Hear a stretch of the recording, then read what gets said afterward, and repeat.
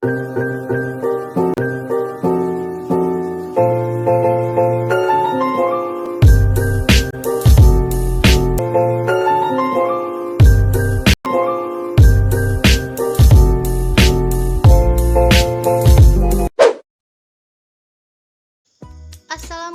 warahmatullahi wabarakatuh. Halo guys, selamat pagi, selamat siang, selamat sore, dan selamat malam dimanapun teman-teman berada. Apa kabar? Semoga baik-baik saja ya. Masih betah untuk stay di rumah aja kan? Nah, jadi kami dari kelompok 12 Filsafat Pendidikan Islam, dosen pengampu Ibu Herlini Puspikasari, SSMPDI, Prodi Manajemen Pendidikan Islam, Fakultas Tarbiyah dan Keguruan, UIN Sultan Syarif Kasim Riau, akan menyampaikan materi eksistensi perguruan tinggi Islam di Indonesia. Konon, tak kenal maka tak sayang. Jadi, sebelum kami menyampaikan materi, izinkan kami untuk memperkenalkan diri. Yang pertama, Putri Febriana dengan NIM 12010324525. Yang kedua, Putri Rahmadani dengan NIM 12010324439. Yang ketiga, Rima Alfiona dengan NIM 12010325461. Wah, pasti udah pada gak sabar nih untuk mendengarkan mengenai eksistensi perguruan tinggi Islam di Indonesia, ya kan? Langsung saja untuk masuk ke materinya yang akan dijelaskan oleh rekan-rekan saya. A. Landasan ideal perguruan tinggi Islam. Bagian 1. Landasan fondasional pengembangan program studi pada perguruan tinggi agama Islam. Landasan fondasional ini terbagi menjadi dua bidang, yaitu A. Landasan sosiologis. Kata sosiologi artinya ilmu tentang sifat, struktur sosial, perilaku, dan dinamika masyarakat. Dengan demikian, arti dari landasan sosiologis pengembangan prodi adalah pijakan atau dasar keilmuan tentang kemasyarakatan beserta gejala-gejala terbarunya bagi perguruan tinggi dalam melakukan pengembangan prodi. B. Landasan psikologis. Kata psikologi punya arti ilmu yang terkait dengan proses mental yang berpengaruh pada perilaku sebagai gejala dan kegiatan jiwa. Secara psikologis, mindset masyarakat, utamanya masyarakat santri, yang simpatik dan peduli terhadap pendidikan Islam, akan mendukung setiap keluarga serta rekannya, atau bahkan dirinya sendiri, untuk kuliah di lembaga berbasis Islam. Namun, dalam kalangan umat Islam, santri sendiri pun akhir-akhir ini juga berhasrat untuk mendalami ilmu pengetahuan umum. Fenomena itu, bila tidak ditanggapi oleh PTAI dengan penyediaan kajian ilmu umum secara mendalam dan termanifestasi dalam prodi, tentu mereka tak akan segan untuk memilih PTU. Bagian 2. Landasan operasional pengembangan program studi pada perguruan tinggi agama Islam. Kata operasional memiliki arti secara bersifat operasi atau berhubungan dengan operasi. Sedangkan kata operasi salah satunya berarti pelaksanaan rencana yang telah dikembangkan. Bila mengacu pada penjelasan sebelumnya, maka landasan fondasional punya arti pijakan atau tumpuan yang dilakukan secara bersifat praktik dari rencana yang telah dikembangkan. Dengan demikian, dapat digambarkan bahwa landasan operasional pengembangan prodi pada PTAI adalah agar lulusnya mampu berkiprah di berbagai sektor kehidupan dan berbagai bidang keahlian, serta berada pada seluruh strata kehidupan yang secara individu sesuai dengan bidang kecerdasan masing-masing. Bagian 3. Landasan Pendidikan Agama Islam (PAI). Dasar yuridis atau hukum. 1. Dasar ideal, yaitu dasar falsafah negara Pancasila. Sila pertama, ketuhanan yang Maha Esa.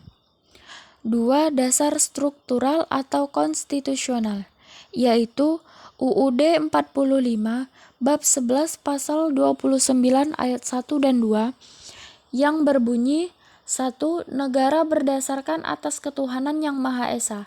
2. Negara menjamin kemerdekaan tiap-tiap penduduk untuk memeluk agama masing-masing dan beribadah menurut agama dan kepercayaannya. 3. Dasar operasional, yaitu terdapat dalam UU RI nomor 20 tahun 2003 tentang Sisdiknas pasal 30 nomor 3. Pendidikan keagamaan dapat diselenggarakan pada jalur pendidikan formal, non-formal, dan informal. Dan terdapat pada pasal 12 nomor 1, setiap peserta didik pada setiap satuan pendidikan berhak mendapatkan pendidikan agama sesuai dengan agama yang dianutnya dan diajarkan oleh pendidik. Dasar religius. Yang dimaksud dengan dasar religius adalah dasar yang berasal dari ajaran agama Islam, yaitu yang bersumber dari Al-Quran dan hadis. Bagian B. Tujuan didirikan perguruan tinggi Islam dan pengertian manajemen sarana dan prasarana.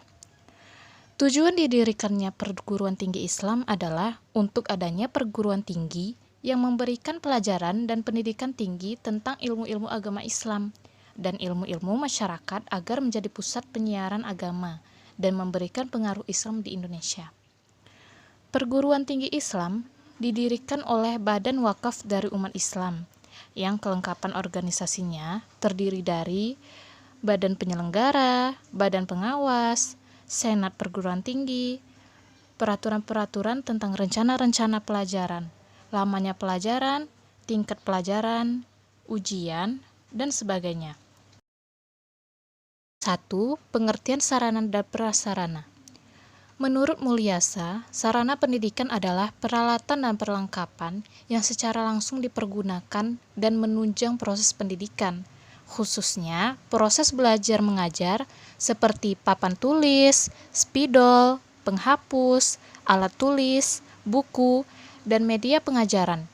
Sedangkan yang dimaksud dengan prasarana adalah fasilitas yang secara tidak langsung menunjang jalannya suatu proses pendidikan atau pengajaran di suatu lembaga pendidikan, seperti gedung, ruang kelas, halaman, kebun sekolah, jalan menuju sekolah, dan lain sebagainya. Bagian kedua, pengertian manajemen sarana dan prasarana. Manajemen sarana dan prasarana merupakan suatu kegiatan untuk mengatur dan mengelola sarana dan prasarana pendidikan secara efektif dan efisien dalam rangka pencapaian tujuan yang telah ditetapkan. Menurut tim pakar Manajemen Universitas Negeri Malang, manajemen sarana dan prasarana adalah proses kerjasama pendayagunaan semua sarana dan prasarana pendidikan yang dimiliki oleh sekolah secara efektif dan efisien. Mulyasa juga menambahkan bahwa tugas dari manajemen sarana dan prasarana itu adalah mengatur dan menjaga sarana dan prasarana pendidikan agar dapat memberikan kontribusi secara optimal dan berarti dalam proses pendidikan. 3. Tujuan manajemen sarana dan prasarana pendidikan. 1. Menciptakan sekolah atau madrasah yang bersih, rapi, indah, sehingga menyenangkan bagi warga sekolah atau madrasah. 2. Tersedianya sarana dan prasarana yang memadai, baik secara kualitas maupun kuantitas dan relevan dengan kepentingan dan kebutuhan pendidikan. 3. Untuk mengupayakan pemakaian sarana dan prasarana sekolah itu harus secara tepat dan efisien. 4. Untuk mengupayakan pengadaan sarana dan prasarana pendidikan melalui sistem perencanaan dan pengadaan secara hati-hati dan seksama, sehingga sekolah atau madrasah memiliki sarana dan prasarana yang baik sesuai dengan kebutuhan, dana, dan efisien. 4.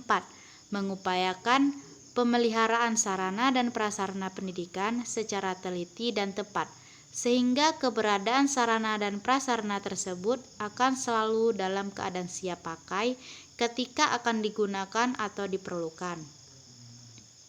C.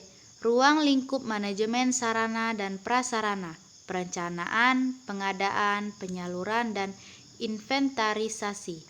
1. Perencanaan. A. Analisis kebutuhan sarana dan prasarana sekolah. B. Perencanaan dan pengadaan sarana dan prasarana sekolah. 2. Pengorganisasian. A. Pendistribusian secara sarana dan prasarana sekolah. B. Penataan sarana dan prasarana sekolah. 3. Pengarahan. A. Pemanfaatan sarana dan prasarana sekolah secara efektif dan efisien. B. Pemeliharaan sarana dan prasarana sekolah. C.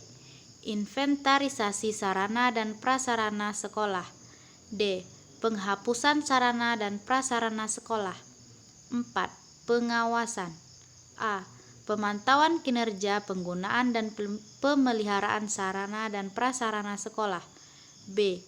Penilaian kinerja penggunaan dan pemeliharaan sarana dan prasarana sekolah. Baiklah, mungkin itu saja yang dapat kami sampaikan. Lebih dan kurang kami mohon maaf. Kami ucapkan terima kasih. Wassalamualaikum